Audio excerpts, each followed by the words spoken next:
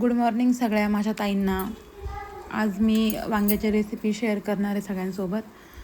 ताजे ताजे वांगे आज आपल्या किचनमध्ये आले, ते आपल्या शेतातले मम्मीने सकाळी तोडून आणलेत आणि एकदम ताजे वांगे आहेत, ऑर्गॅनिक. म्हणजे त्यांच्यावर काही कीड नाही, रोग नाही वगैरे, औषधं वगैरे त्याला काहीच नाही. 2-4 वांगे लावलेत आपले खाण्यासाठी घरी, तर त्याची मी आज बनवणार आहे भरली वांगी. तर नक्की तुम्ही पण रेसिपी ट्राय करा. खूप छान आहे, लहान मुलं खातीन, मोठे माणसं खातीन, असं एकदम टेस्टी रेसिपी आहे. आणि भरले वांगे एकदम नाही का सगळे अशा आवडीने खातात, त्याच्यामुळं स्पेशली आमच्या घरात खूप वांगे येतात. आणि आता मी बनवणार आहे. तर हा ताजा ताजा कढीपत्ता आपल्या दारातलंच झाडाचा आहे. एकदम उन्हाळा असून पण एवढा हिरवागार कढीपत्ता आला आहे, म्हणजे खूपच त्या झाडाला तोडूशी पण वाटत नाही, एवढं हिरवंगार छान झाड दिसते. पण काय करणार, तसा काहीतरी उपयोग केलाच पाहिजे ना. मग त्याच्यासाठी 2 पानं तोडून आणले, मस्त धुवून घ्यायचे आता त्यांना स्वच्छ. वांगे असे कापून घ्यायचे 4 फोडी, कीड वगैरे पाहायची व्यवस्थित. नंतर मसाला काढून घेतला आहे, शेंगदाणे, लसूण, जिरं, मोहरी, कढीपत्ता, कोथिंबीर, लाल तिखट. तुमच्याकडं जो मसाला असेल तो मसाला घ्या, हळद, मीठ सगळं वाटण करून घ्यायचं. त्याचं पाणी वगैरे काहीच टाकायचं नाही त्याच्यामध्ये, एक घोट पण पाणी टाकायचं नाही. कोरडा 2-3 वेळा फिरवून घ्यायचा चमच्याने, म्हणजे तो व्यवस्थित बारीक होतो. आणि असा काही तो मसाला दिसतो बारीक झाल्यावर, म्हणजे एकदम टेस्ट एवढी छान येते त्याची. पाणी जर घातलं तर एकदम शेंगदाण्याने ते चिपचिप होऊन जाणार, ते दिसायला पण नाही व्यवस्थित दिसत, तर खायला वेगळंच लागतं. असा मसाला एकदम टेस्टी, एकदम वांगं छान होतं त्याने. त्यामुळे तुम्ही असंच करून बघा नक्की. आणि आपण त्याच्यामध्ये जिरी मोहरी वाटणात पण टाकली आहे, आणि थोडंसं तेलात पण टाकायची. कारण तेलात कसं तेलाला जी टेस्ट येते ते कोटिंग पूर्ण वरनं त्याची ग्रेव्ही मसाला काय आहे त्याला सगळ्याला त्याची टेस्ट लागते. त्याच्यामुळे त्यात पण थोडं थोडं टाकायचं तेलामध्ये.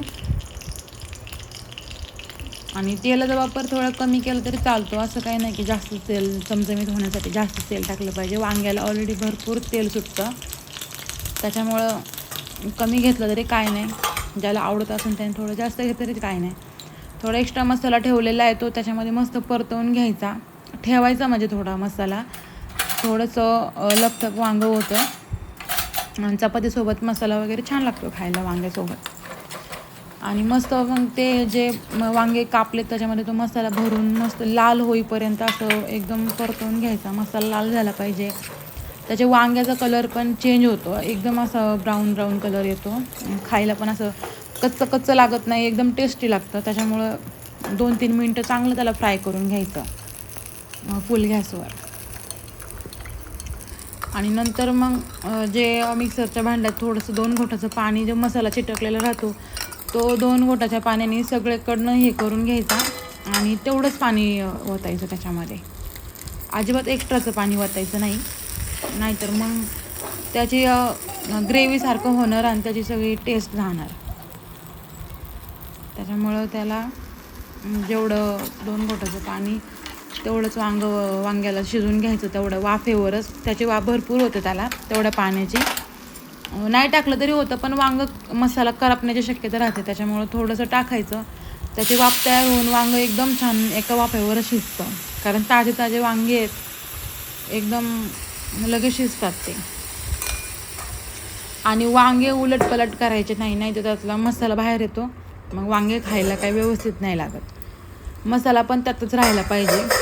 एकदम असे छान वांगे शिजल्यावर पण बघा, एकदम कुणाच्याही तोंडाला पाणी सुटणं, असं एकदम चमचमीत वांगं तयार होतं, एकदम छान. म्हणजे कुणालाही भूक नसणाऱ्याला पण भूक लागेल अशी वांगी तयार होतात, आणि एकदम छान लागतात खायला चपातीसोबत. तर सकाळ सकाळ माझ्या बाळाला तर एवढी भूक लागली होती की तो चपाती घेऊन तयारच होता. मम्मी झालं का करून प्लेटीत पहिलं दे, असं करून तो तयारीतच होता माझ्यापाशी. मी पटकन होण्यासाठी शेगडीवर ठेवलं. तुम्ही छोट्या गॅस करून पण ठेवू शकता. त्याच्यामुळं एकदम चांगली रेसिपी आहे, म्हणजे तुम्ही नक्की जरूर ट्राय करा घरी. काही चिकन मसाला, मटन मसाला वगैरे काही लागत नाही त्याला.